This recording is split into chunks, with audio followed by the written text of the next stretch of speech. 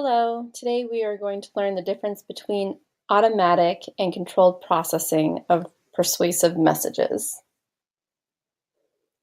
When dealing with persuasive communication, it is important to consider how the target audience may interpret your message. A member of your target audience will use either an automatic or controlled response to processing the message. Automatic processing can be akin to a gut reaction. This type of response for processing a message occurs when we are quickly making a judgment or decision based on little information. Automatic processing allows us to quickly interpret a message with little effort by using heuristics. Heuristics are mental shortcuts. We do this by relating something we are mentally processing to something else that we already know. For example, many people relate the color green to the idea of being eco-friendly. Products that are sold in green packaging are more likely to be perceived as being environmentally friendly. For more information on heuristics, check out this video. It's short and pretty easy to understand. I'll include a link in the post description. In contrast, controlled processing of messages occurs when we are putting substantially more mental effort into understanding or making a decision based on the message. Our textbook describes controlled processing occurring when we are relying on facts, figures, and logic. Take a moment to ask yourself these questions. Hit pause, and then hit play when you're ready to continue.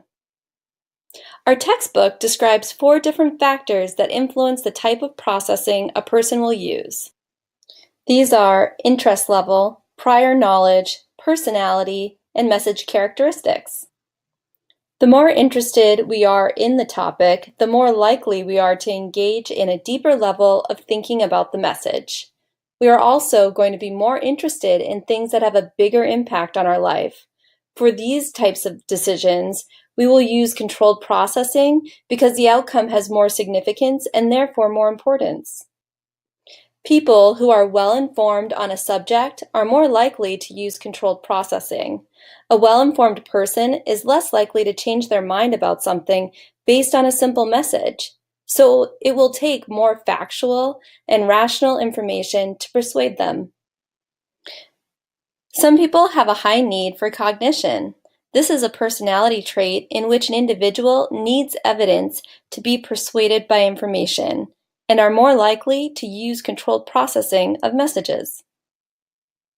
Messages that are broadcasted out to the audience via social media are more likely to be interpreted with automatic processing because only a small amount of information can be transmitted through that channel, versus a blog where an in-depth article can be shared and therefore trigger controlled processing.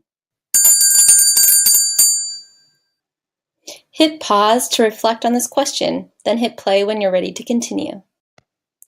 These 4 factors should be considered when trying to deliver a persuasive message because they all can jointly influence if your message will be received or not.